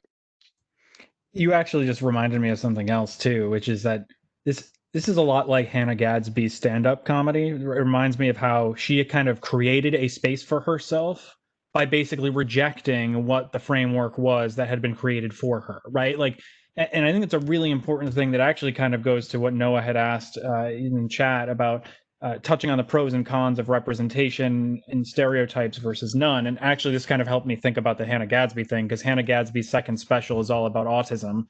And I think what Drew is getting at that I think is really important and relevant here is that characters in anything you create, when you're any kind of designer or creator, your characters are individuals. They are people, right? Like, people are not one-dimensional caricatures. And I think it's really important to remember that, when Hannah Gadsby describes her experience as somebody who's on the spectrum, and then that's compared to somebody who, like Sheldon from Big Bang Theory, who is a portrayal of autism, but not by somebody who understands autism, but rather somebody who has observed what they think autism is, right? That interior versus exterior or internal versus external perspective makes a difference. And I think that's when you talk about things like representation, you can do it better or worse. And I think going back to what we talked about earlier, it revolves around incorporating those perspectives from people who actually live them, right? Like, and one of the things that I think is interesting about Community in particular, the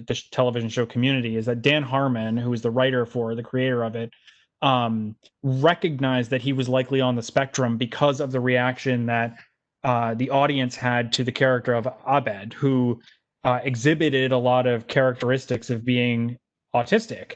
And when people went to Dan Harmon about this, he started to do some of his own research and basically said, hey, I think maybe I was writing this character to be me, but I accidentally, inadvertently wrote a character who is representative of what it's like to be on the spectrum, not knowing that I was on the spectrum, right? Like, and I think that speaks to kind of this idea that all characters are individuals and they interact with the worlds around them based on who they are and the experiences that shape them. And like, you can't just boil a representation down to a two-dimensional character that you think represents that thing. Like if you're going to incorporate a character who has a quality, first of all, unless you're making a statement about that quality in particular, you probably shouldn't be making the whole thing about that when you introduce the character, right? Like this is a really common trope with characters who are queer, is that the entire character becomes about them being queer, and that's not who they are. It may not even be relevant to the story you're telling, but then you force it into the conversation to say, hey, I'm being inclusive. And that's not the same thing as writing characters who are actually representative of an inclusive framework, right? Like, so that's a really, really important distinction. I kind of want to give Andrea a chance to talk too, because I figure you have some things to say about this in particular.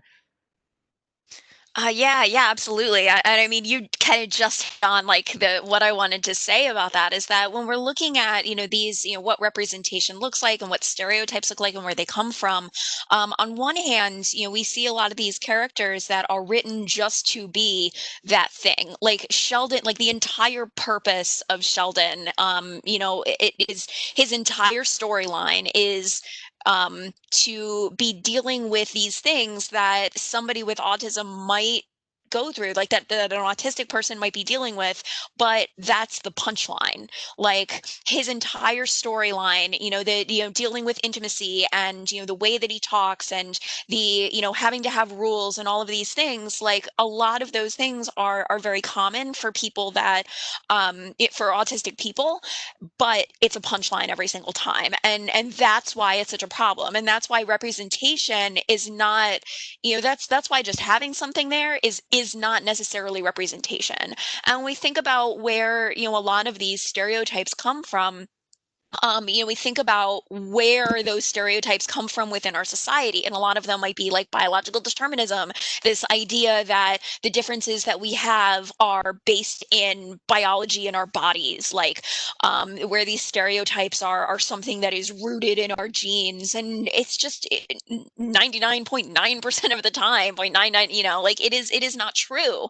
When we talk about these, we look at race, and we look at gender, we look at sex, we look at sexuality, we look at ability, like all of these things are so situated within our social understandings and the social construction of those experiences that just plopping something down and making that the storyline is harmful, especially when that becomes, when it's a trope that we're reusing, when that is the storyline, when a queer person's queerness is their story, is their character. And also when it, because we are so much more than just one thing, we have all of these different, intersecting identities, and to reduce a character down to just one of those really does it a disservice. So even when we're talking about, Black people telling Black stories, we're talking about queer people telling queer stories, and trans people telling trans stories, and Indigenous people telling Indigenous stories, where do those things intersect with each other? Where is the space for Black women to tell these stories, and to tell stories that are relevant, specifically to that intersection of, of race and of gender? How about, queer stories? How, that are, where are the Black queer stories? Where are the disabled queer stories? Like, where are these stories that aren't just single pieces of the lives that we live? Because we don't just live, single. There's a great Audre Lorde quote where she talks about that. Like, we don't just, live these single issue stories. And I think that when we are telling these stories, that, and this idea of that Steve, I think you brought up that I forget, the CEO is with the story that broke about how there is Wells Fargo, yeah. Wells Fargo, there we go.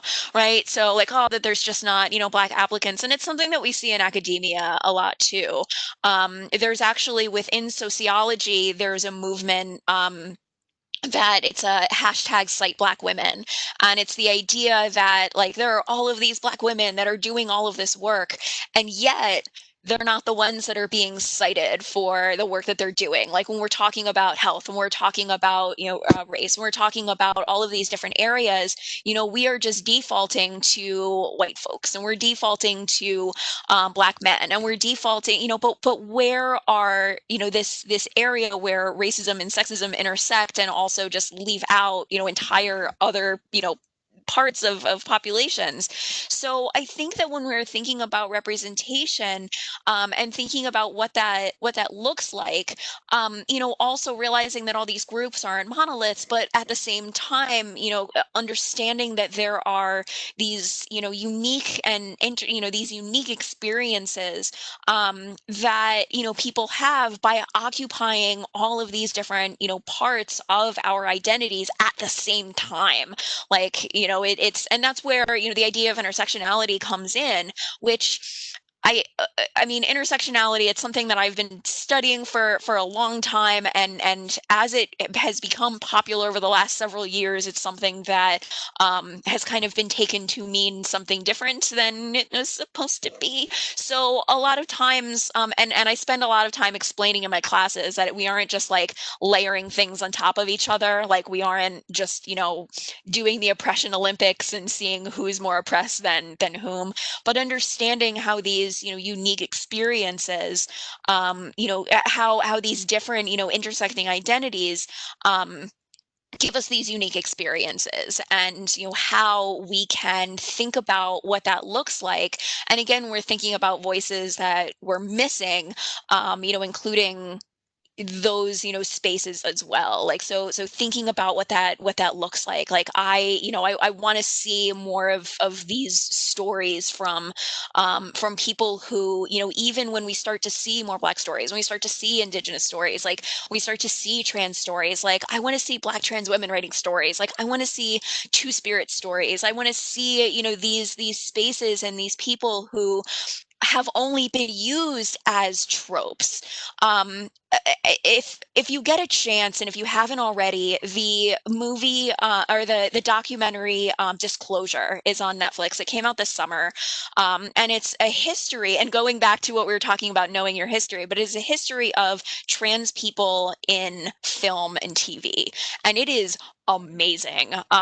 Laverne Cox, I think I can't remember if she was the director or the producer. She or both. She's a big part in it. She's she is kind of I forget exactly which role that she has within it, but it's fantastic. And what it does is it really goes through that history and understanding how this, not just transphobia, but how transphobia mixed with racism, mixed with homophobia, mixed with sexism, all come together. And those are the stories that we have always had about trans people. So that is what that representation has always looked like. It's created a monolith. It's created a reaction from the first time that there was really a reaction to a trans person, the Crying Game, where where the guy goes and like he finds out that like the person that he's with, he sees her penis and then just goes and vomits and like vomiting, and then that becomes the reaction to finding out that somebody is trans. So we see that reaction over and over again, and that's what representation looks like for trans people for decades.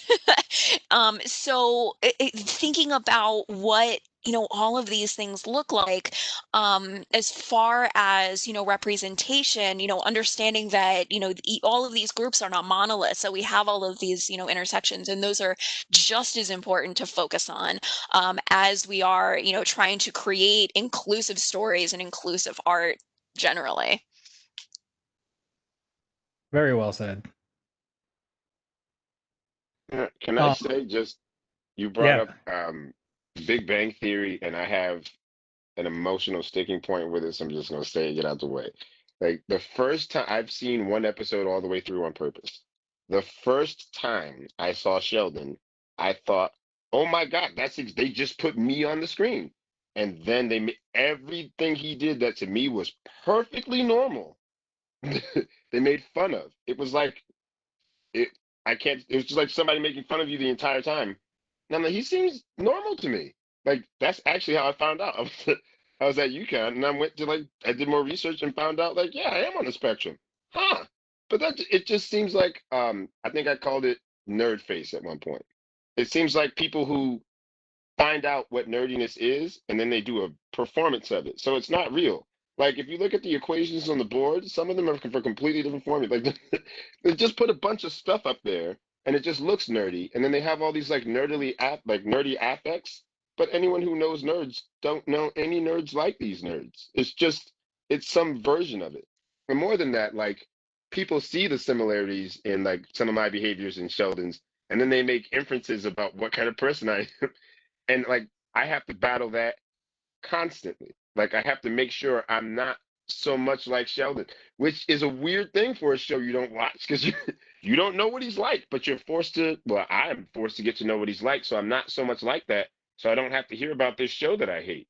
So yeah, representation, across the board, it matters. It's not so much that they're making fun of him; it's that he's not in on the joke. That's the biggest part. Because there's been plenty of shows with black people making fun of black people, like in Living Color. I want that to come back. Yes, it's amazing. But when you're using someone else as a prop for a joke and that's all he is. He has a couple of sincere moments here and there because he's a beloved character, but that's it. For the rest of it, he's just hey, this is what autism is, people.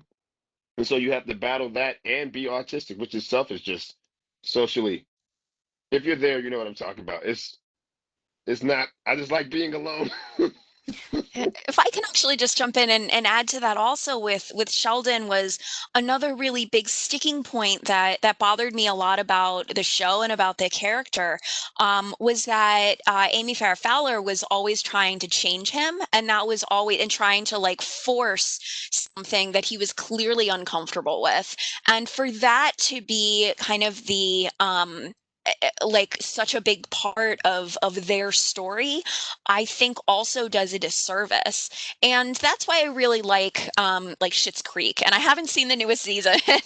But looking at that show and those stories and seeing a very, very fantastic representation of queerness that isn't a traumatic queerness, and seeing a representation of a woman, and I mean Alexis, just the way that she as a character, if you haven't seen it, I highly recommend it. It takes a little while to get into it, but the way that that character is developed, that her stories aren't sad traumatic stories.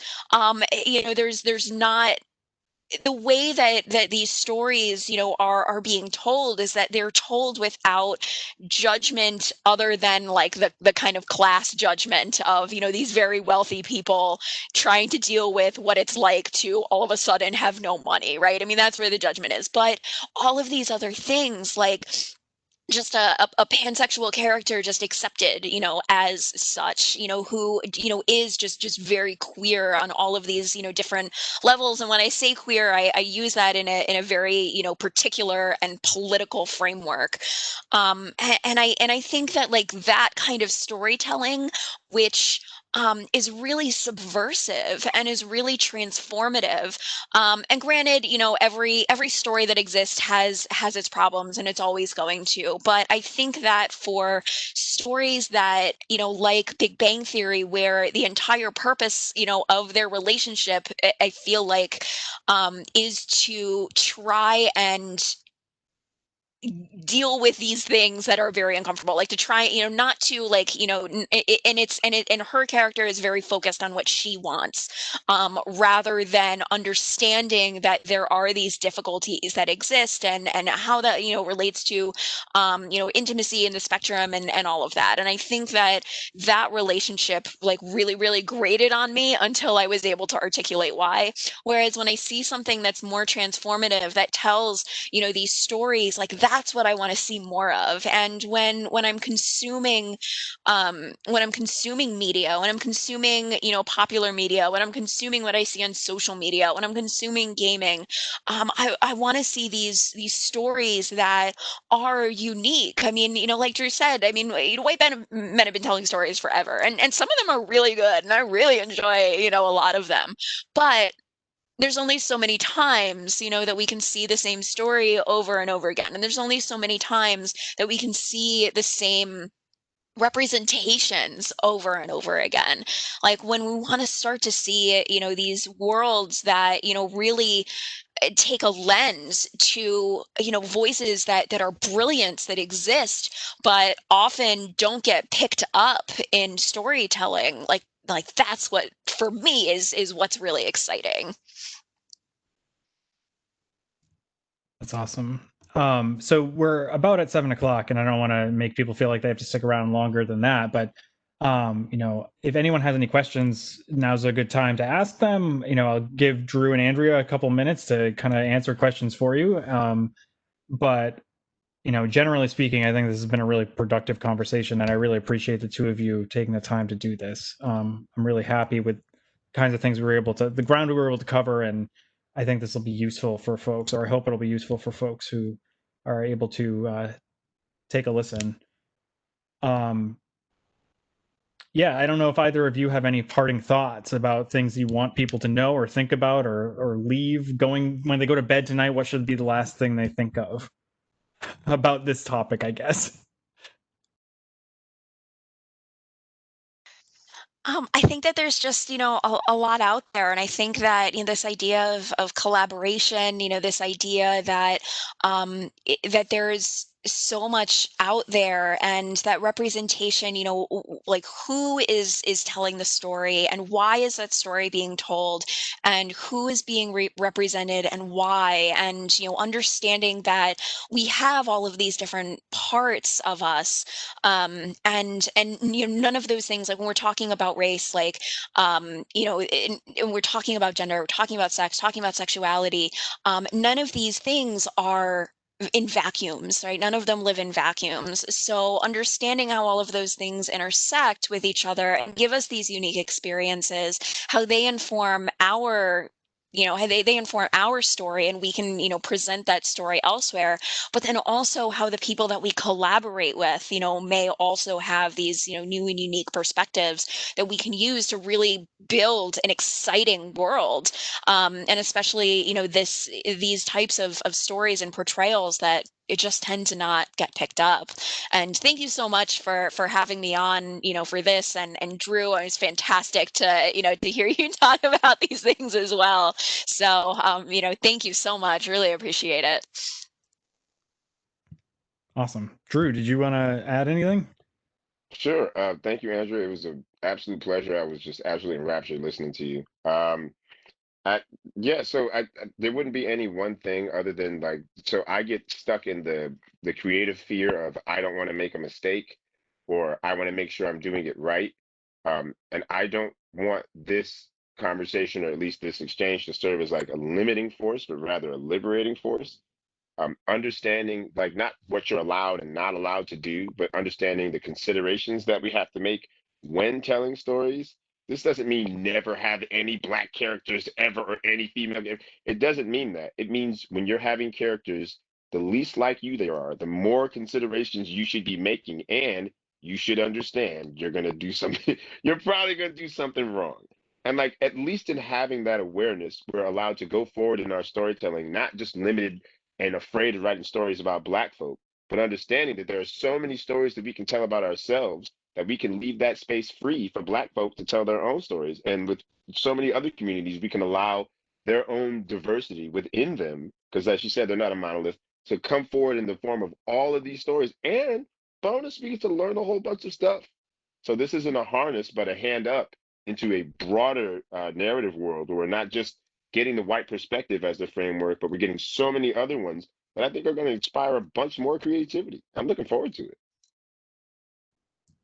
That's awesome. I agree. I think that this is a nice opportunity for everybody to really start learning a lot more about the world and understanding that there are broader perspectives than just the one that we have. And that's a really awesome opportunity that I wish I had as a kid. Like, I wish it were easier to have been able to do that as a kid. And now that's an actual thing. And that by being developers, being designers, we can create these spaces for people to do this stuff and share this stuff like that. And I think that's actually probably a good place to circle back to about this, is that this is a conversation in the context of serious games. And I think serious games is a word or phrase I don't like a lot, because I think it implies a lot of things about games that aren't necessarily true. But I do think that it's a useful catch-all for talking about how we can take games seriously and treat them seriously for the purposes of teaching people about our society and culture and history and all these other things that are super important in order to be able to create a more equitable and just society, right? So it's not just that games are serious in the sense that we can use them to teach, but that we can take them seriously and they will be read seriously, and that they're a space in which we can have people come out and tell these unique stories that weren't being told before in a way that wasn't being conducted. So yeah, I thank you again for participating and talking, and hopefully the people who were able to join us or feel like it was worth their time. And certainly I would love to have you both back at some point to talk about these things more, maybe after we've solved some more of the J.K. Rowling debacle.